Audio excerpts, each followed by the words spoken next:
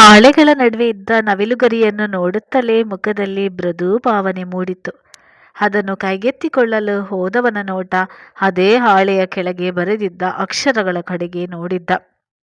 ನೋಡುತ್ತಲೇ ಮುಖದಲ್ಲಿನ ಬಿರುಸು ಹೆಚ್ಚಾಗಿತ್ತು. ಅಂಗೈ ಮುಷ್ಟಿ ಕಟ್ಟಿತ್ತು. ಹಾಳೆಯ ಕೊನೆಯ ಜಾಗದಲ್ಲಿ ಮುದ್ದಾಗಿ ಬರೆದಿದ್ದಳು ಗೌತಮ್ ವರ್ಮಾ ಎಂದು. ಬರೆದು ಅದರ ಕೆಳಗೆ ನವಿಲುಗರಿಯ ಚಿತ್ರ ಬಿಡಿಸಿದ್ದಳು. ಅದರ ಕೆಳಗೆ ಚಂದನ ಎಂದು ಬರೆದಿದ್ದಳು.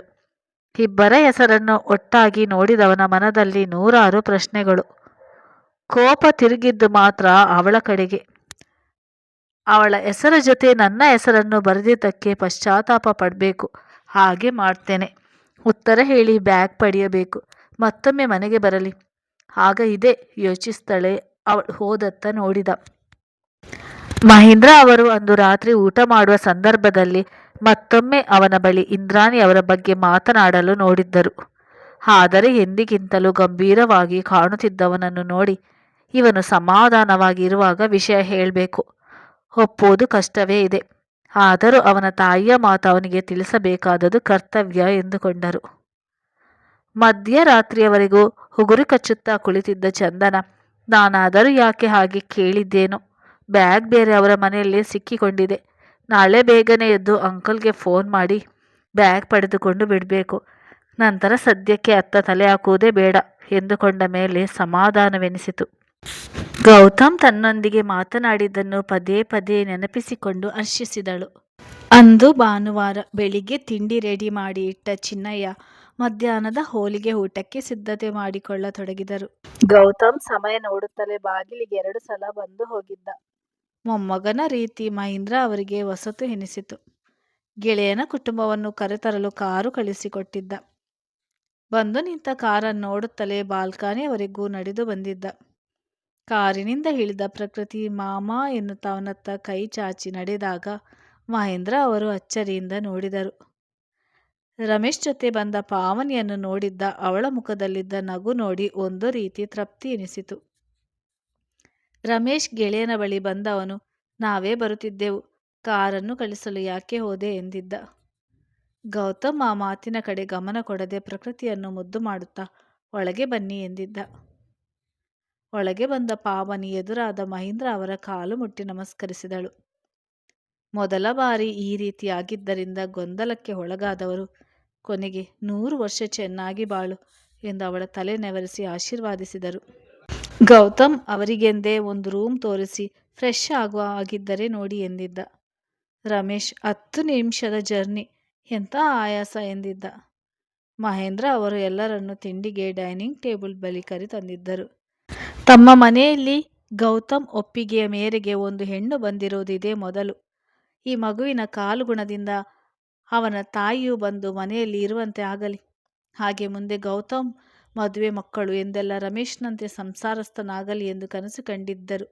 ಕುಳಿತ ಕಡೆಯೇ ಮಹೇಂದ್ರ ಅವರು ಮತ್ತೊಮ್ಮೆ ಫೋನ್ ಮಾಡಲು ಹೋದಾಗ ಗೌತಮ್ ಬೆಳಗಿನಿಂದ ಅಷ್ಟು ಸಲ ಫೋನ್ ಮಾಡ್ತಿದ್ದೀರಾ, ಯಾರಿಗಾಗಿ ಕಾಯುತ್ತಿದ್ದೀರಾ ಎಂದಿದ್ದ. ಮಹೇಂದ್ರ ಅವರು ಬೆಳಿಗ್ಗೆಯಿಂದ ಚಂದನಗೆ ಫೋನ್ ಮಾಡ್ತಾ ಇದ್ದೀನಿ, ಕಾಲ್ ರಿಸೀವ್ ಮಾಡ್ತಾನೇ ಇಲ್ಲ. ನಿನ್ನೆ ಹೇಳಿದ್ದೆ ಇಂದು ಬರಲೇಬೇಕೆಂದು. ಚಂದನ ಬಂದರೆ ಪಾವನಿಗೆ ಮುಜುಗರ ಆಗೋದಿಲ್ಲ, ಆರಾಮವಾಗೇ ಇರುತ್ತಾಳೆ. ನಮ್ಮ ಮನೆಯಲ್ಲಿ ಹೆಂಗಸರು ಇಲ್ಲವಲ್ಲ ಎಂದಿದ್ದರು. ಗೌತಮ್ಗೆ ಹೌದೆನಿಸಿ ಬರಲಿ ಬಿಡ ಆ ಹುಡುಗಿ ಎಂದುಕೊಂಡರು. ಹಿಂದಿನ ದಿನ ಅವಳು ತಾತನಿಂದ ಬ್ಯಾಗ್ ಪಡೆದುಕೊಂಡ ಬಗ್ಗೆ ಕೋಪವಿತ್ತು. ಕಣ್ಣು ಮುಚ್ಚಿದರೂ ಬಿಟ್ಟರೂ ಒಟ್ಟಿಗೆ ಇದ್ದ ಇಬ್ಬರು ಹೆಸರುಗಳೇ ನೆನಪಿನಲ್ಲಿ ಮೂಡುತ್ತಿದ್ದದು. ಯೋಚಿಸುತ್ತಲೇ ಗೆಜ್ಜೆಯ ಸದ್ದಿಗೆ ಬಾಗಿಲ ಕಡೆ ನೋಡಿದ. ಬಂದವಳತ್ತ ನೋಡುತ್ತಲೇ ಕೋಪ ತಂತಾನೆ ಕಮ್ಮಿಯಾಗಿತ್ತು. 2 ದಿನದಿಂದ ನೋಡದ ಕಾರಣ ಕಾಲೇಜ್ ಬ್ಯಾಗ್ಗಾಗಿ ಬರುತ್ತಾಳೆ ಎಂದುಕೊಂಡಿದ್ದ. ಅದನ್ನು ಹೇಗೋ ಮಹೇಂದ್ರ ಅವರ ಬಳಿ ಪಡೆದುಕೊಂಡಿದ್ದಳು. ತನ್ನತ್ತ ನೋಡದೆ ಮಹೇಂದ್ರ ಅವರ ಜೊತೆ ಮಾತನಾಡುತ್ತಾ ಬಂದವಳ ನೋಡಿ ಕೋಪ ಮೂಡಿತು. ಅವಳ ಕಡೆ ಇದ್ದ ಅವನ ಕೋಪದ ನೋಟವನ್ನು ನೋಡಿದ ಚಿನ್ನಯ್ಯ, ದೊಡ್ಡಯ್ಯ ಹೇಳೋ ಮಾತು ನಿಜವಿರಬೇಕು. ಗೌತಮ್ಗೆ ಈ ಹುಡುಗಿಯನ್ನು ಕಂಡರಾಗದು. ನಾನೇ ಏನೇನು ಕಲ್ಪನೆ ಮಾಡಿಕೊಂಡು ಬಿಟ್ಟಿದ್ದೆ. ತಲೆ ಒದರಿಕೊಂಡು ಉಳಿದ ತಿಂಡಿಗಳನ್ನು ತರಲು ಅಡಿಗೆ ಮನೆಗೆ ನಡೆದರು. ಡೈನಿಂಗ್ ಟೇಬಲ್ನ ಎಲ್ಲ ಕುರ್ಚಿಗಳು ಭರ್ತಿಯಾಗಿದ್ದವು. ಉಳಿದದ್ದು ಒಂದು ಕುರ್ಚಿ ಮಹೇಂದ್ರ ಗೌತಮ್ ನಡುವೆ ಇದ್ದುದಾಗಿ ಎಲ್ಲರ ತಟ್ಟೆಗೂ ತಿಂಡಿ ಬಡಿಸಿದ್ದರಿಂದ ಯಾರೂ ಜಾಗ ಬದಲಾಯಿಸಲಿಲ್ಲ. ಚಂದನ ಅದೇ ಕುರ್ಚಿಯಲ್ಲಿ ಬಂದು ಕುಳಿತಿದ್ದಳು. ಊಟದ ನಡುವೆ ನೋಡಲೇಬೇಕೆಂಬ ಅನಿಸಿಕೆ ಹೆಚ್ಚಾದಾಗ ಒಮ್ಮೆ ಅವನ ಕಡೆ ನೋಡಿದಳು. ಅದೇ ಸಮಯಕ್ಕೆ ಗೌತಮ್ ಕೂಡ ನೋಡಿದ. ಆ ಕ್ಷಣ ಇದ್ದ ಕೋಪ ಮರೆತಿದ್ದನೇನು. ತನ್ನ ಪಕ್ಕ ಕುಳಿತು ಊಟ ಮಾಡುತ್ತಿದ್ದವಳ ಕಣ್ತುಂಬಿಕೊಂಡಿದ್ದ. ಪಾವನಿಯಂತೂ ಅಲ್ಲಿನ ಪರಿಸರಕ್ಕೆ, ವಾತಾವರಣಕ್ಕೆ ಹೊಂದಿಕೊಂಡಿದ್ದಳು. ಮಿತಭಾಷಿಯಾದ ಚಂದನ ಅವಳಿಗೆ ಇಷ್ಟವಾಗಿದ್ದಳು. ಮಹೇಂದ್ರ ಅವರು ಕೂಡ ಪಾವನಿ ಅನಾಥಾಶ್ರಮದಲ್ಲಿ ಬೆಳೆದ ಹುಡುಗಿ ಎಂದು ತಿಳಿದಿದ್ದರಿಂದ ಪ್ರೀತಿ ವಾತ್ಸಲ್ಯದಿಂದ ಕಂಡಿದ್ದರು. ರಮೇಶ್ಗೆ ಸಹೋದ್ಯೋಗಿಯಿಂದ ಫೋನ್ ಬಂದ ಕಾರಣ ಊಟದ ಸಮಯಕ್ಕೆ ಬರುವುದಾಗಿ ಹೇಳಿ ಹೋದರು. ಪಾವನಿ ಚಿನ್ನಯ್ಯನ ಜೊತೆ ಒಳ್ಳೆ ಪರಿಚಯ ಆಗಿದ್ದರಿಂದ ಅವರಿಗೆ ಅಡಿಗೆ ಕೆಲಸ ನಾವು ನೋಡಿಕೊಳ್ಳುತ್ತೇವೆ, ಯಾವ ಯಾವ ವಸ್ತುಗಳು ಎಲ್ಲಿದೆ ಎಂದು ಹೇಳಿ ಎನ್ನುತ್ತಾ ಸೊಂಟಕ್ಕೆ ಸೆರಗು ಸಿಕ್ಕಿಸಿ ಒಲೆಯ ಮುಂದೆ ನಿಂತಿದ್ದಳು. ಅವಳಿಗೆ ಸಹಾಯಕವಾಗಿ ಚಂದನ ನಿಂತಾಗ, ಚಿನ್ನಯ್ಯ, ನಾನು ಅಂದುಕೊಂಡೇ ಇರಲಿಲ್ಲ ಈ ಮನೆಗೆ ಹೆಣ್ಣು ಬಂದು ಅಡುಗೆ ಮನೆಯಲ್ಲಿ ನಿಲ್ಲುತ್ತಾಳೆ ಎಂದುಕೊಂಡೆ. ಯಾವುದು ಎಲ್ಲಿದೆ ಎಂದು ಹೇಳಿ, ಗಿಡಗಳಿಗೆ ಒಂದಿಷ್ಟು ಪಾತಿ ಮಾಡುತ್ತೇನೆ, ಇಲ್ಲಿ ನನಗೇನು ಕೆಲಸ ಇಲ್ಲ ಹೇಳಿಕೊಂಡು ಹೊರ ನಡೆದಿದ್ದರು. ಮಹೇಂದ್ರ ಅವರಿಗೆ ಇಂದ್ರಾಣಿ ಅವರಿಂದ ಫೋನ್ ಕಾಲ್ ಬಂದಾಗ ಹೊರಗೆ ನಡೆದಿದ್ದರು. ಗೌತಮ್ ಪ್ರಕೃತಿಯ ಜೊತೆ ರೂಮಿನಲ್ಲಿ ಉಳಿದಿದ್ದ. ಮಾಮ ನೀರು ಎಂದಾಗ ಅವಳ ಜೊತೆ ಹೊರಬಂದವನು ಎಲ್ಲಿ ಯಾರೂ ಕಾಣುತ್ತಿಲ್ಲ ಎಂದುಕೊಂಡೇ ಅಡುಗೆ ಮನೆ ಕಡೆ ನಡೆದಿದ್ದ. ಪ್ರಕೃತಿಯನ್ನು ಅಡುಗೆ ಮನೆಯವರೆಗೂ ಕರೆದುಕೊಂಡು ಬಂದ ಅವನಿಗೆ ನೋಡಿದ ದೃಶ್ಯ ಇಷ್ಟವಾಗಿತ್ತು.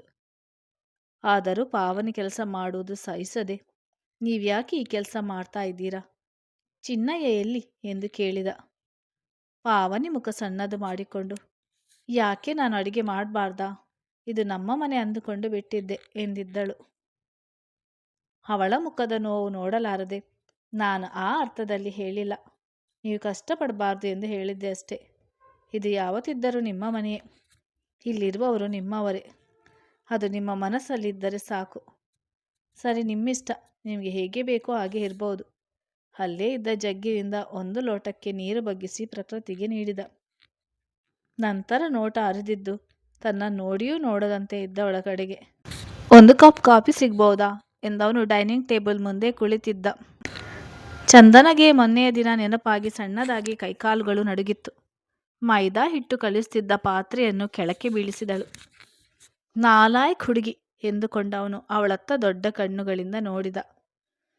ಅವನ ನೋಟ ಎದುರಿಸಲಾರದೆ ಮೊದಲು ಕೈ ತೊಳೆದು ಬಿಡೋಣ, ನಂತರ ಕ್ಲೀನ್ ಮಾಡೋಣ ಎನಿಸಿ ಸಿಂಕ್ನತ್ತ ನಡೆದವಳು ಮುಗ್ಗರಿಸಿ ಬೀಳಲು ಹೋದವಳು ಸಾವರಿಸಿ ನಿಂತಳು. ಒಂದಷ್ಟು ಬೈದುಕೊಂಡೆ ಮತ್ತಷ್ಟು ತೀಕ್ಷ್ಣವಾಗಿ ನೋಡಿದ. ಅವನತ್ತ ನೋಡಿದವಳು, ಇಂದು ಎದ್ದ ಸಮಯ ಸರಿಯಿಲ್ಲ, ಇನ್ನೇನು ಕಾದಿದೆಯೋ, ಆದಷ್ಟು ಬೇಗ ಮನೆಗೆ ಹೊರಟು ಬಿಡಬೇಕು ಎಂದುಕೊಳ್ಳುತ್ತಲೇ ಪಾವನೆ ತರಕಾರಿ ಹಚ್ಚಿಕೊಡುವಂತೆ ಹೇಳಿದಾಗ ಕೈಗೆ ಚಾಕು ತೆಗೆದುಕೊಂಡಿದ್ದಳು. ಅದನ್ನು ನೋಡುತ್ತಲೇ ಗೌತಮ್ಗೆ ಕಸಿವಿಸಿಯಾಗಿತ್ತು. ಚಾಕು ತುಂಬ ಹರಿತವಾಗಿದೆ, ಇವಳೇನಾದರೂ ಎಡವಟ್ಟು ಮಾಡಿದರೆ ಪಾವನಿಗೆ ಹೇಗೆ ಹೇಳುವುದು, ಇವಳ ಕೈಯಲ್ಲಿ ಏನೂ ಕೆಲಸ ಮಾಡಿಸಬೇಡ ಎಂದು. ಏನೋ ಅನಾಹುತ ಮಾಡಿಕೊಳ್ಳದೇ ಇದ್ದರೆ ಸಾಕು. ಅವಳನ್ನೇ ನೋಡುತ್ತಾ ಕುಳಿತ. ಅವನ ಅನಿಸಿಕೆ ನಿಜವಾಗಿತ್ತು. ಅವನ ದೀರ್ಘ ನೋಟ ತನ್ನ ಕಡೆ ಇರುವುದು ಗಮನಿಸಿದವಳಿಗೆ ಗಾಬರಿ ಎನಿಸಿತು. ನೋಡುತ್ತಲೇ ಅವನ ಅನಿಸಿಕೆ ನಿಜವಾಗುವಂತೆ ಹರಿತವಾದ ಚಾಕು ಅವಳ ಬೆರಳ ಮೇಲೆ ನಯವಾಗಿ ಆಡಿತು. ಪಾವನಿ ನೋಡುತ್ತಲೇ ಚಂದನ ಎಂದು ಜೋರಾಗಿ ಕರೆದಿದ್ದಳು. ಗೌತಮ್ ಆ ಕ್ಷಣವೇ ಎದ್ದು ಬಂದವನು ರಕ್ತ ಚಿಮ್ಮಿದ ಬೆರಳನ್ನು ಸಿಂಕಿನಲ್ಲಿ ಸುರಿಯುತ್ತಿದ್ದ ನೀರಿಗೆ ಹಿಡಿದು, ನಂತರ ಆ ಭಾಗ ಒತ್ತಿ ಹಿಡಿದವನು ಪಾವನಿಯತ್ತ ತಿರುಗಿ ಪ್ಲಾಸ್ಟರ್ ಹಾಕುತ್ತೇನೆ ಎಂದು ಹೇಳಿ ಅವಳು ಕೈ ಹಿಡಿದು ನಡೆದಿದ್ದ. ರೂಮಿಗೆ ಬಂದವನು ಮೆಡಿಕಲ್ ಫಸ್ಟ್ ಏಡ್ ಕಿಟ್ ಕೈಗೆ ತೆಗೆದುಕೊಂಡಿದ್ದ. ಅವನ ಮುಖದಲ್ಲಿದ್ದ ತನ್ನ ಬಗ್ಗೆಯ ಕಾಳಜಿ ಅವಳ ಮನಕ್ಕೆ ಒಂದು ರೀತಿಯ ಉತ್ಸಾಹ ನೀಡಿತ್ತು. ಹತ್ತಿಯಿಂದ ಬೆರಳನ್ನು ಒರೆಸ್ತಿದ್ದವನಿಗೆ, ನೀವು ನನ್ನ ಬೈಯಲ್ವಾ ಕೇಳಿದ್ಲು. ಯಾಕೆ, ಬಯಸಿಕೊಳ್ಳುವ ಆಸೆನಾ ತಿರುಗಿ ಕೇಳಿದ್ದ. ಹಾಗಲ್ಲ, ನೀವು ಕೂಗ್ತಾ ಇದ್ರು ಹೋಗಿಬಿಟ್ಟೆನಲ್ಲ ಅದಕ್ಕೆ.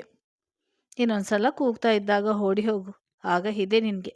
ಮುಖದಲ್ಲಿ ಕೋಪ ಇದ್ದರೂ ಕಣ್ಣಿನಲ್ಲಿ ಕಾಳಜಿ ತುಂಬಿತ್ತು. ಗಮನ ಕೊಟ್ಟು ಮೃದುವಾಗಿ ಪ್ಲಾಸ್ಟರ್ ಹಾಕಿದ. ನಾನು ಹೋಗ್ಲಾ ಹೇಳಿದವಳಿಗೆ. ಯಾಕೆ, ಇಲ್ಲೇ ಇದ್ದು ಬಿಡುವ ಆಲೋಚನೆಯೇ?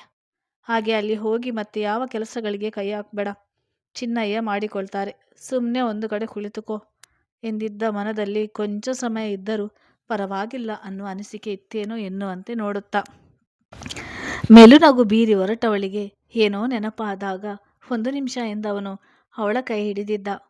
ಮತ್ತಿನ್ನೇನು, ಯಾವ ತಪ್ಪನ್ನು ಮಾಡಲಿಲ್ವಲ್ಲ ಎಂದುಕೊಂಡೆ ಏನು ಅನ್ನುವಂತೆ ನೋಡಿದಳು. ನಿನ್ನ ನೋಟ್ಸ್ನಲ್ಲಿ ನನ್ನ ಹೆಸರು ಯಾಕೆ ಬರೆದಿದ್ಯಾ? ನೇರವಾಗಿ ಕೇಳಿದ. ಇಷ್ಟೊತ್ತು ಇದ್ದ ಕಾಳಜಿ ಮಾಯವಾಗಿತ್ತು. ವಿಷಯ ನೆನಪಾಗುತ್ತಲೇ ಕೋಪಗೊಂಡಿದ್ದ. ಚಂದನ ಮನದಲ್ಲಿ ಇವರಿಗೇಗೆ ಗೊತ್ತಾಯಿತು ಎಂದುಕೊಂಡವಳು ಅವನತ್ತ ನೋಡುವ ಧೈರ್ಯ ಮಾಡದೆ ನೆಲ ನೋಡುತ್ತಾ ನಿಂತಳು. ನನ್ನ ಹೆಸರು ಬರೆಯುವಾಗ ಇದ್ದ ಧೈರ್ಯ ಈಗ ತಲೆ ಎತ್ತಿ ಮಾತನಾಡಲು ಬರುವುದಿಲ್ವೇ? ಅದಿರಲಿ, ನನ್ನ ಹೆಸರಿನ ಕೆಳಗೆ ನಿನ್ನ ಹೆಸರು ಯಾಕೆ ಬರೆದಿದ್ಯಾ? ಕೇಳಿದ್ದ ಗಡಸು ದನಿಯಲ್ಲಿ. ಒಂದು ನಿಮಿಷ ಸುಮ್ಮನಿದ್ದವಳು ಮತ್ತೆ ಅದೇ ಪ್ರಶ್ನೆಯನ್ನು ಮತ್ತಷ್ಟು ಜೋರಾಗಿ ಕೇಳಿದಾಗ, ಚಂದನ, ಅದು ಸ್ವಲ್ಪ ಜಾಗ ಉಳಿದಿತ್ತಲ್ಲ, ಅದಕ್ಕೆ ಬರೆದೆ ಹೇಳಿದವಳು ಅವನತ್ತ ನೋಡುವ ಧೈರ್ಯ ಮಾಡಲಿಲ್ಲ. ವಿಚಿತ್ರವಾಗಿ ನೋಡಿದವನು ಅವಳ ಉತ್ತರಕ್ಕೆ, ಈಡಿಯಟ್, ಹಾಗಾದರೆ ಎಲ್ಲೆಲ್ಲಿ ಖಾಲಿ ಜಾಗ ಇರುತ್ತೋ ಅಲ್ಲೆಲ್ಲ ನಿನ್ನ ಹೆಸರು ಹೀಗೆ ಬರೆದು ತಿದ್ದುತ್ತೀಯಾ ಎಂದಿದ್ದ. ಚಂದನ, ಎಲ್ಲ ಕಡೆ ಬರೆದರೆ ಸರ್ ಬೈತಾರೆ ಅಲ್ವಾ, ಅದಕ್ಕೆ ರಫ್ ನೋಟಿನಲ್ಲಿ ಬರೆದದ್ದು ಹೇಳಿದ್ದಳು ಮೆಲ್ಲಗೆ. ಗೌತಮ್ ಹನೆಯನ್ನು ಹೊತ್ತಿಕೊಂಡ. ನಾನು ಕೇಳಿದ ಪ್ರಶ್ನೆಯನ್ನು ಇದು ಅರ್ಥ ಮಾಡಿಕೊಳ್ಳುತ್ತಿಲ್ಲ. ನಾನು ಬರೆದದ್ದು ಯಾಕೆಂದು ಕೇಳಿದರೆ ಇದು ಖಾಲಿ ಜಾಗ ಇತ್ತು ಎನ್ನುತ್ತಿದೆ. ನೋಡು, ನಾನು ಕೇಳ್ತಾ ಇರೋದು ನಿಂಗೆ ಯಾಕೆ ನಿನ್ನ ಹೆಸರು ಒಟ್ಟಿಗೆ ಬರೆಯಬೇಕೆನಿಸಿತು ಎಂದು. ನಾಳೆ ನೀನಾಗೆ ನೀನು ಬಂದು ನನ್ನ ಎದುರು ನಿಂತು ಆನ್ಸರ್ ಮಾಡಬೇಕು ಯಾಕೆ ಬರೆದದ್ದು ಎಂದು. ಏನು ಅರ್ಥ ಆಯ್ತಾ ಹೇಳಿದವನಿಗೆ. ಈಗ ಬಿಟ್ಟರೆ ಸಾಕು, ಓಡಿ ಹೋಗಿ ಬಿಡೋಣ ಎಂದು ಕಾಯುತ್ತಿದ್ದವಳು. ಸರಿ, ನಾಳೆ ಹೇಳ್ತೀನಿ ಎಂದಿದ್ದಳು ಮೆಲ್ಲಗೆ. ಇನ್ನು ಅವಳ ಕೈ ಅವನ ಹಿಡಿತದಲ್ಲೇ ಇತ್ತು. ನೋಟ ಮೃದುವಾಗಿತ್ತು. ಹಣೆಗೆ ಅಂಟಿದ್ದ ಕೂದಲನ್ನು ಹಿಂದೆ ಸರಿಸಿ ಮೆಲ್ಲನೆ ಹಣೆಗೆ ಮುತ್ತಿಟ್ಟಿದ್ದ. ಚಿನ್ನಯ್ಯ ಅಡುಗೆ ಮನೆಗೆ ಬಂದವರು ಚಂದಳನನ್ನು ವಿಚಾರಿಸಿದರು. ಪಾವನಿ ನಡೆದ ವಿಷಯ ಹೇಳಿದಾಗ ಪಾಪ ಹುಡುಗಿ ಜೋರಾಗಿ ಕೈ ಕುಯ್ದುಕೊಂಡಳೇನೋ ಎನಿಸಿ ಗೌತಮ್ ರೂಮಿನತ್ತ ಬಂದವರು ಅವನು ಚಂದನ ಹಣೆಗೆ ಮುತ್ತು ಕೊಡುತ್ತಿರುವುದನ್ನು ನೋಡಿ ಹಾಗೇ ನಿಂತು ಬಿಟ್ಟರು. ಇದೇ ಸತ್ಯ, ಇನ್ನೂ ಕನ್ಫ್ಯೂಸ್ ಮಾಡಿಕೊಳ್ಳುವ ಮಾತೇ ಇಲ್ಲ ಎಂದು ಪದೇ ಪದೇ ಹೇಳಿಕೊಂಡು ಲ್ಯಾಂಡ್ಲೈನ್ ಫೋನ್ ರಿಂಗ್ ಆದ ಕಡೆ ಒಮ್ಮೆ ನೋಡಿ ಮತ್ತೆ ಇವರತ್ತ ತಿರುಗಿದರು. ಗೌತಮ್ ಎದುರು ನಿಂತ ಅವಳಿಗೆ, ನನ್ನೆದುರು ಇನ್ನೊಂದು ನಿಮಿಷನೂ ನಿಂತ್ಕೊಳ್ಬೇಡ, ಮೊದಲು ಇಲ್ಲಿಂದ ಹೋಗು, ಗೆಟ್ ಔಟ್ ಎಂದಿದ್ದ. ಅವನ ಮಾತನ್ನು ಕೇಳಿದ ಚಿನ್ನಯ್ಯ, ನಾನು ಆಗಲೇ ನೋಡಿದ್ದು ಸತ್ಯವಾ, ಈಗ ನೋಡಿದ್ದು ಸತ್ಯವಾ? ಇದು ನಿಜ ಆದರೆ ಇದು ಸುಳ್ಳು, ಇದು ನಿಜ ಆದರೆ ಅದು ಸುಳ್ಳು. ತಲೆ ಕೆರೆದುಕೊಂಡು ಅಡುಗೆ ಮನೆಯತ್ತ ನಡೆದಿದ್ದರು. ಚಂದನಗೆ ಗೌತಮ್ ಮಾತು ಏನೂ ಅನಿಸಲಿಲ್ಲ. ಅವನು ಒರಟಾಗಿ ಮಾತನಾಡಿದರೂ ಅದು ಅವಳ ಮನಸ್ಸಿಗೆ ಮೃದುವಾಗಿಯೇ ತಾಕುತ್ತಿತ್ತು. ಅವನ ಬಗ್ಗೆ ಅವಳ ಮನ ಆಗಲೇ ನಿರ್ಧರಿಸಿ ಆಗಿತ್ತು. ಕೋಪದ ನೆರಳಿನಲ್ಲಿ ಕಾಳಜಿಯ ಛಾಯೆ ಇರುವುದು ಅರಿತುಕೊಂಡಿದ್ದಳು. ಗೌತಮ್, ಯಾಕೆ ಹಾಗೆ ನಿಂತಿದ್ಯಾ, ಹೋಗು ಅಂತ ಹೇಳಿದೆ ತಾನೇ ಹೇಳಿದ. ಚಂದನ, ಅದು ಒಂದು ಪ್ರಶ್ನೆ ಕೇಳಬೇಕಾಗಿತ್ತು ಕೇಳಿದ್ದಳು. ನಾಲಾಯಕ್ ಹುಡುಗಿ, ನೀನೆಂಥ ಪ್ರಶ್ನೆ ಕೇಳ್ತೀಯ? ಸರಿ, ಅದೇನು ಬೇಗ ಕೇಳು ಎಂದಿದ್ದ. ನೀವು ಯಾಕೆ ನನಗೆ ಮುತ್ತು ಕೊಡೋದು? ಮೆಲ್ಲಗೆ ಉಸಿರಿದಳು. ಅವಳು ಬಾಯಿಯಲ್ಲಿ ಕೇಳಿದ ಪ್ರಶ್ನೆಗಿಂತ ಕಣ್ಣಿನಲ್ಲಿ ಕೇಳಿದ ಪ್ರಶ್ನೆಗೆ ಒಂದು ಕ್ಷಣ ತಡವರಿಸಿದ. ಆದರೂ ತನ್ನನ್ನು ಬಿಟ್ಟು ಕೊಡದೆ, ಮೊದಲು ನಮ್ಮಿಬ್ಬರ ಹೆಸರನ್ನು ಒಟ್ಟಿಗೆ ಯಾಕೆ ಬರೆದದ್ದು ಅಂತ ನಾಳೆ ಬಂದು ಹೇಳು. ನಿನ್ನ ಉತ್ತರ ನನಗೆ ಸ್ಯಾಟಿಸ್ಫೈ ಆದರೆ ನೀನೀಗ ಕೇಳಿದ ಪ್ರಶ್ನೆಗೆ ಉತ್ತರ ಹೇಳ್ತೇನೆ. ಈಗ ಮೊದಲು ಕಣ್ಮುಂದಿನಿಂದ ಹೋಗು ಎಂದಿದ್ದ. ಯೋಚಿಸುತ್ತಾ ಸಪ್ಪೆ ಮುಖ ಹೊತ್ತು ಬಂದವಳನ್ನು ನೋಡಿ ಚಿನ್ನಯ್ಯ, ನಾನು ನೋಡಿದಂತೆ ಅಂದುಕೊಂಡಂತೆ ಏನೂ ಇಲ್ಲ, ಹುಡುಗಿ ಚೆನ್ನಾಗಿ ಬಯಸಿಕೊಂಡು ಬಂದಿದ್ದಾಳೆ, ಅಯ್ಯೋ ಪಾಪ ಎಂದು ಕನಿಕರಪಟ್ಟರು. ಮಹೇಂದ್ರ ಅವರು ಫೋನಿನಲ್ಲಿ ಇಂದ್ರಾಣಿ ಅವರು ಕೇಳಿದ ಪ್ರಶ್ನೆಗೆ ಏನು ಮಾಡಬೇಕು ಎಂದು ತಿಳಿಯುತ್ತಿಲ್ಲ. ಮಾತನಾಡಲು ತುಂಬ ಸಲ ಪ್ರಯತ್ನಿಸಿದ್ದೇನೆ. ಯಾವಾಗಲೂ ಕೋಪದಿಂದಲೇ ಇರುತ್ತಾನೆ. ತಾಳ್ಮೆ ಎನ್ನುವುದೇ ಅವನ ಜಾಯಮಾನಕ್ಕೆ ಆಗಿ ಬಂದಿಲ್ಲ. ಇತ್ತೀಚೆಗೆ ಸ್ವಲ್ಪ ಬದಲಾಗುವಂತೆ ಕಾಣುತ್ತಿದ್ದಾನೆ. ನಾಳೆ ಏನೇ ಆದರೂ ಸಮಯ ನೋಡಿ ಮಾತನಾಡುತ್ತೇನೆ. ಹೇಗಿದೆ ನಿನ್ನ ಆರೋಗ್ಯ ಕೇಳಿದ್ದರು. ಇಂದ್ರಾಣಿ ಅವರು, ಈಗ ಪರವಾಗಿಲ್ಲ, ಸ್ವಲ್ಪ ಲೋ BP, ತಲೆ ಸುತ್ತಿ ಬಿದ್ದದ್ದು. ಮನೆ ಕೆಲಸದವರು ಆಸ್ಪತ್ರೆಗೆ ಸೇರಿಸಿದರು. 2 ದಿನ ಇದ್ದು ಡಿಸ್ಚಾರ್ಜ್ ಮಾಡಿಸಿಕೊಂಡು ಬಂದೆ. ಕುಟುಂಬದ ಆಸರೆ, ಅದರಲ್ಲೂ ಹೆಚ್ಚಾಗಿ ಮಗನ ಆಸರೆಯಲ್ಲಿ ಇರಬೇಕು ಎನಿಸಿದೆ. ಅವನಿಂದ ಗೌರವ ಅಪೇಕ್ಷಿಸುತ್ತಿಲ್ಲ, ಅದು ನನಗೆ ಸಿಗುವುದಿಲ್ಲ ಎಂದು ಗೊತ್ತು. ಆದರೂ ಯಾಕೋ ಅವನ ಕಣ್ಣಳತೆಯಲ್ಲಿ ಇರಬೇಕು ಎನಿಸಿದೆ ಹೇಳಿ ನಿಟ್ಟುಸಿರೊಂದನ್ನು ಹೊರಹಾಕಿದರು.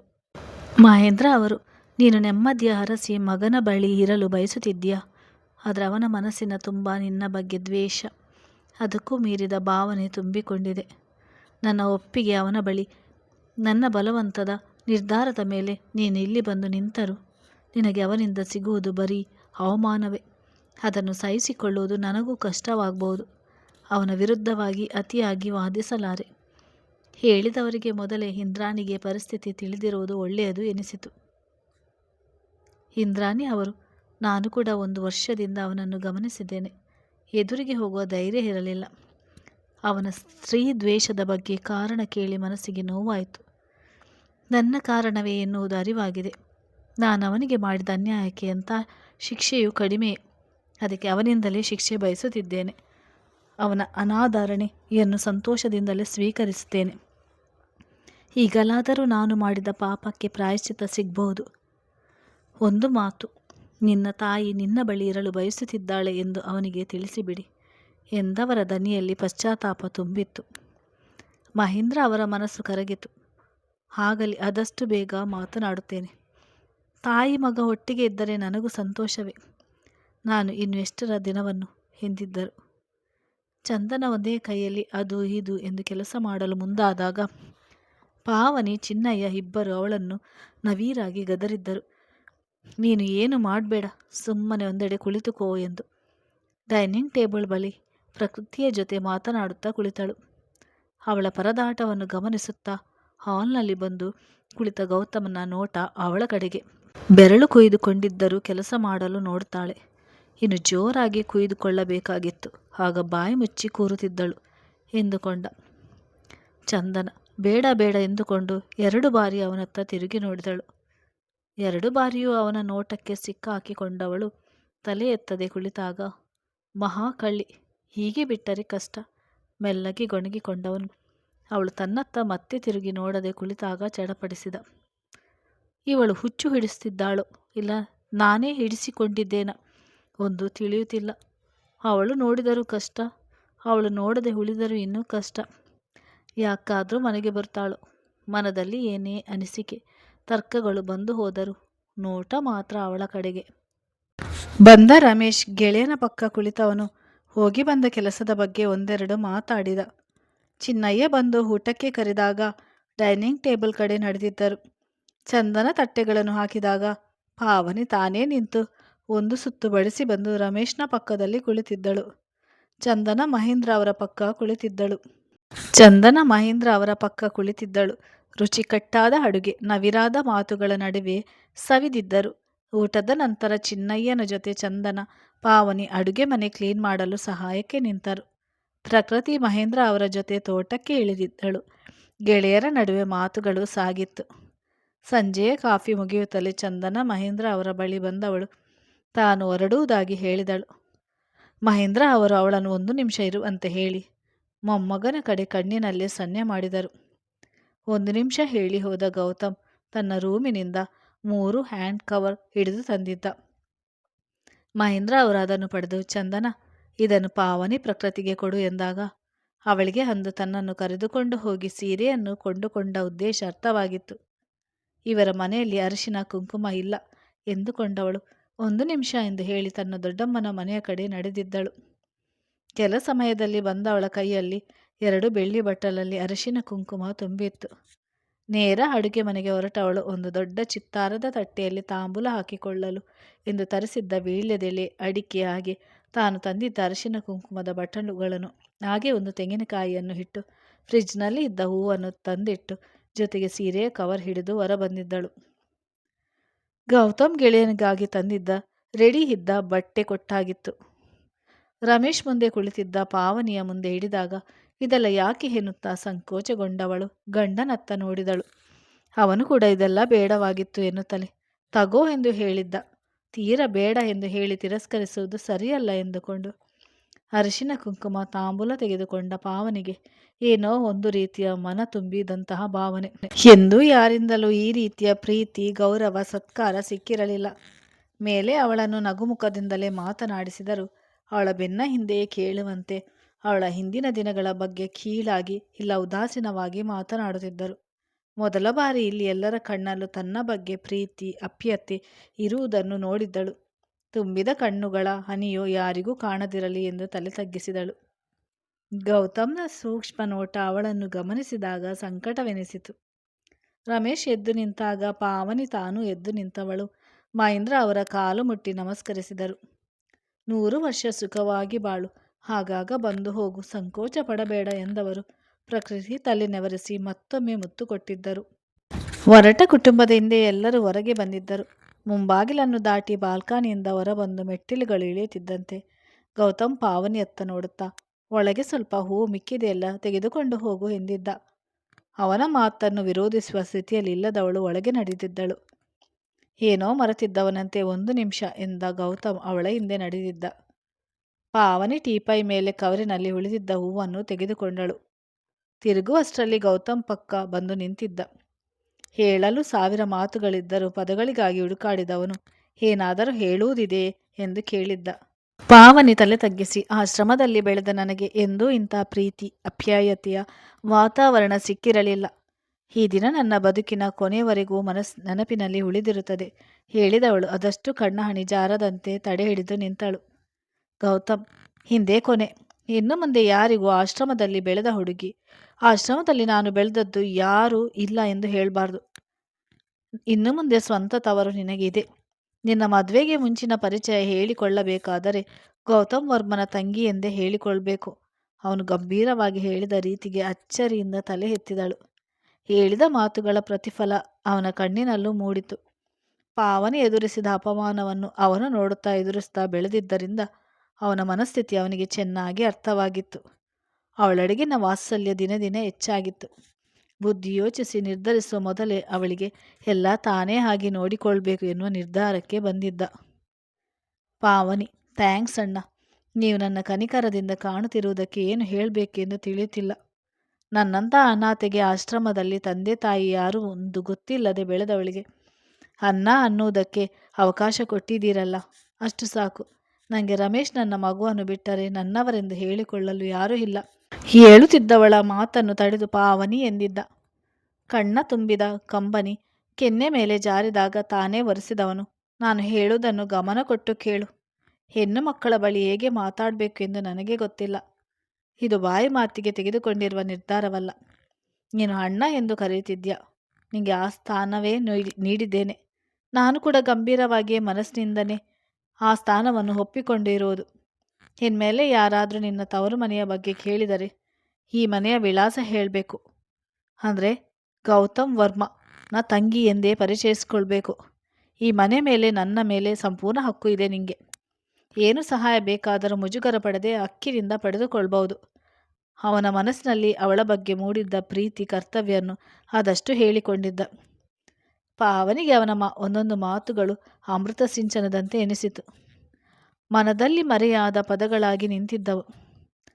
ಅವನು ಹೇಳಿದ ಮಾತುಗಳಿಂದ ಹಾಗೇ ತನಗೆ ನೀಡಿದ್ದ ಸ್ಥಾನಕ್ಕೆ ಮನ ತುಂಬಿ ತನ್ನನ್ನು ತಾನು ಸಾವರಿಸಿಕೊಳ್ಳದವಳು ಅವನ ತೋಳಿಗೆ ತಲೆ ಹಚ್ಚಿದಾಗ ಅವಳ ಭುಜ ಬಳಸಿ ತಲೆ ನೆವರಿಸಿದವನು, ಇನ್ನು ಮುಂದೆ ನಿನ್ನ ಕಷ್ಟ ಸುಖ ಎಲ್ಲ ನನಗೆ ಸೇರಿದು. ಯಾರಿಗೂ ಯಾವುದಕ್ಕೂ ಹೆದರಬೇಡ, ತಲೆ ತಗ್ಗಿಸಬೇಡ, ಕೀಳರಿಮೆ ಪಡಬೇಡ ಎಂದು ಹೇಳಿ ಸಮಾಧಾನ ಮಾಡಿದ್ದ. ಗೆಳೆಯನಲ್ಲಿ ತನ್ನ ಫ್ರೆಂಡ್ ತಮ್ಮನ ಕೆಲಸದ ವಿಷಯವಾಗಿ ಒಂದು ಮಾತು ಈಗ ಕಿವಿಗೆ ಹಾಕಿಬಿಡೋಣ, ನಾಳೆ ಆರಾಮವಾಗಿ ಮಾತನಾಡಿದರೆ ಆಯಿತು ಎಂದುಕೊಂಡು ಅವರಿಬ್ಬರೇ ಹಿಂದೆ ಬಂದಿದ್ದ ರಮೇಶ್ ಮುಖ್ಯ ಬಾಗಿಲ ಬಳಿ ನಿಂತಿದ್ದ. ನೋಡಿದ ದೃಶ್ಯ ಮಾತುಕತೆಗಳನ್ನು ಕೇಳಿ ನಂಬಲಾಗಿದ್ದ. ಗೌತಮ್ ಬಗ್ಗೆ ಸಂಪೂರ್ಣವಾಗಿ ತಿಳಿದಿದ್ದನ್ನು ಗೌತಮ್ ತಂಗಿಯ ಸ್ಥಾನ ಕೊಟ್ಟಿದ್ದಾನೆ ಎಂದರೆ ಪಾವನಿ ನಿಜಕ್ಕೂ ಅದೃಷ್ಟವಂತೆ. ನಾನು ಎಷ್ಟೇ ಪ್ರೀತಿಯಿಂದ ನೋಡಿಕೊಂಡರೂ ತನ್ನವರಾಗಿ ತನ್ನ ಕಡೆಯ ಬಂಧುಗಳಾಗಿ ಯಾರೂ ಇಲ್ಲ ಎಂದು ನರಳುತ್ತಿರುತ್ತಾಳೆ ಆಗಾಗ. ಇನ್ನು ಅವಳಿಗೆ ಆ ಯೋಚನೆ ಇಲ್ಲ. ಗೌತಮ್ ಅಂತ ಅಣ್ಣ ಸಿಕ್ಕಿರುವಾಗ ಎಂದುಕೊಂಡ. ಹೊರಬಂದ ಪಾವನಿ ಗಂಡನತ್ತ ನೋಡಿದಾಗ, ಇಷ್ಟು ಹೊತ್ತಾದರೂ ನೀವು ಬರಲಿಲ್ವಲ್ಲ, ಹಾಗಾಗಿ ನಾನು ಬಂದೆ ಎಂದು ಹೇಳಿ ಅವಳ ಜೊತೆ ನಡೆದಿದ್ದರು.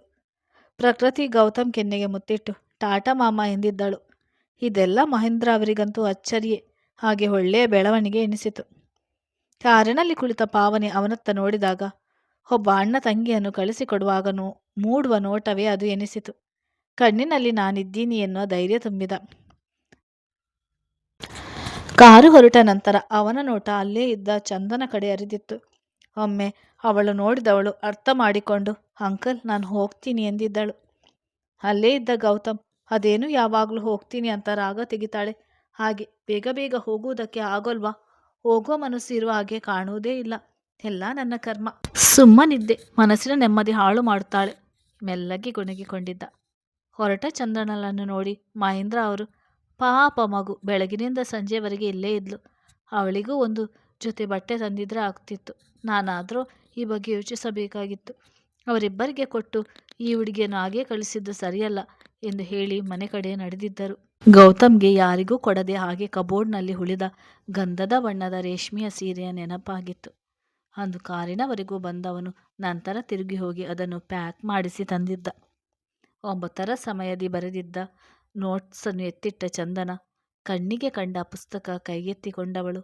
ಇಬ್ಬರ ಹೆಸರು ಒಟ್ಟಿಗೆ ಬರೆದಿದ್ದ ಪುಟ ತೆರೆದು ನೋಡುತ್ತಾ ಕುಳಿತಳು. ಹಾಗೆ ಯೋಚಿಸಿದವಳು, ಅವರಿಗಿಷ್ಟ ಆಗಲಿಲ್ಲ ಎಂದರೆ ಅವರೇ ಈ ಹಾಳೆಯನ್ನು ಹರಿದು ಹಾಕಬಹುದಿತ್ತು. ಹಾಗೆ ಬಿಟ್ಟಿದೆಯಾಕೆ? ಸಾಲದಕ್ಕೂ ನವಿಲುಗರಿ ಬೇರೆ ಕಾಣುತ್ತಿಲ್ಲ. ತೆಗೆದು ಇಟ್ಟುಕೊಂಡಿರ್ಬೋದಾ? ಇಲ್ಲ ಬಿಸಾಕಿರ್ಬೋದಾ? ಕೆಲಸಕ್ಕೆ ಬಾರದೆನಿಸಿ ಯೋಚಿಸ್ತಾ ಕುಳಿತವಳ ಮುಖದಲ್ಲಿ ಹಾಳೆ ಹರಿದು ಹಾಕದೆ ಹಾಗೆ ಉಳಿಸಿದ್ದು ನೆನಪಾಗಿ ನಗು ಮೂಡಿತು. ರಾತ್ರಿ ಊಟದ ನಂತರ ಮಾತನಾಡುತ್ತಾ ಕುಳಿತ ಸಮಯದಲ್ಲಿ ಮಹೇಂದ್ರ ಅವರು, ಇಂದ್ರಾಣಿ ಅವರ ಮಾತುಗಳು ನೆನಪಾಗಿ, ಮನೆಯಲ್ಲಿ ಹೆಣ್ಣು ಇದ್ದರೆ ಎಷ್ಟು ಚೆಂದ. ಇಂದು ಮನೆಗೆ ಹೊಸ ಕಳೆ ಬಂದಿತ್ತು. ಗೌತಮ್, ಈ ರೀತಿ ಮನೆಯಲ್ಲಿ ಹೆಣ್ಣು ಇರಬೇಕು ಅಂತ ನಿಮಗೆ ಅನಿಸಿಲ್ವಾ? ಹೆಣ್ಣು ಮನೆಯಲ್ಲಿದ್ದರೆ ಮನೆಗೆ ಒಂದು ಲಕ್ಷಣ ಹೇಳಿ ಅವನ ಪ್ರಕ್ರಿಯೆಗೆ ಕಾದರು. ಅವನಿಗೂ ಮನೆಯಲ್ಲಿ ಪ್ರಕೃತಿ ಪಾವನಿ ಓಡಾಡಿಕೊಂಡು ಇದ್ದದ್ದು ಖುಷಿಯಾಗಿತ್ತು. ಆದರೂ ಎದ್ದು ನಿಂತವನು, ಅದಕ್ಕೆ ಅಂತ ಇದ್ದಾಳಲ್ಲ ಪಕ್ಕದ ಮನೆ ನಾಲಾಯಕ್ ಹುಡುಗಿ, ಸಾಕು. ಮಾತಿಗೆ ಮುಂಚೆ ಕರೆಸಿಕೊಳ್ತೀರಾ? ಪೂರ್ತಿ ದಿನದಲ್ಲಿ ಅರ್ಧ ದಿನ ಇಲ್ಲೇ ಇರ್ತಾಳೆ. ಇನ್ನು ಅರ್ಧ ದಿನ ಯಾಕೆ ಉಳಿಸಿಕೊಂಡಿದ್ದೀರಾ? ಆಗಲೂ ಇಲ್ಲೇ ಇರಿಸಿಕೊಂಡು ಬಿಡಿ. ಅವಳನ್ನು ಬೈದುಕೊಂಡೆ ಅಲ್ಲಿಂದ ನಡೆದಿದ್ದ. ಮಹೇಂದ್ರ ಅವರು, ಆ ಹುಡುಗಿಯ ನೆರಳು ಕಂಡರೂ ಸಿಡಿದು ಬೀಳ್ತಾನೆ. ನಾನು ಇಂದ್ರಾಣಿ ವಿಷಯ ಹೇಳುವುದಕ್ಕೆ ಹೋದರೆ ಅವಳನ್ನು ನಡುವೆ ಎಳೆದು ಬೈತಾನೆ. ಪಾಪ ಮಗು. ಅಲ್ಲೇ ನಿಂತಿದ್ದ ಚಿನ್ನಯ್ಯನಿಗೆ ಹೇಳಿದರು. ಗೌತಮ್ನ ಮಾತಿನ ಆಳಕ್ಕೆ ಇಳಿದಿದ್ದ ಚಿನ್ನಯ್ಯ, ಅವನು ಸರಿಯಾಗಿ ಹೇಳಿ ಹೋಗಿದ್ದಾನೆ. ನೀವೇ ಬೇರೆ ರೀತಿ ಅರ್ಥ ಮಾಡಿಕೊಂಡಿದ್ದು. ನನಗೂ ಸರಿಯಾಗಿ ಅರ್ಥ ಆಯಿತು. ಇಲ್ಲ, ನೀವು ಅಂದಿದ್ದು ಸರಿಯೋ ಅವನು ಅಂದಿದ್ದು ಸರಿಯೋ, ಹೊಟ್ಟಿನಲ್ಲಿ ನನ್ನ ಕರ್ಮ. ಇವರುಗಳ ಮಧ್ಯೆ ಸೇರಿಕೊಂಡು ಕುಡಿಯೋದಕ್ಕೆ ಆಗ್ತಾ ಇಲ್ಲ. ಇಂದು ಏನಾದರೂ ಆಗಲಿ ಕುಡಿದೇ ಹೋಗೋದು. ತನ್ನಲ್ಲೇ ಗೊಣಗಿಕೊಂಡು ಅಡುಗೆ ಮನೆಗೆ ನಡೆದಿದ್ದರು. ಕತೆ ಮುಂದುವರಿಯುತ್ತದೆ.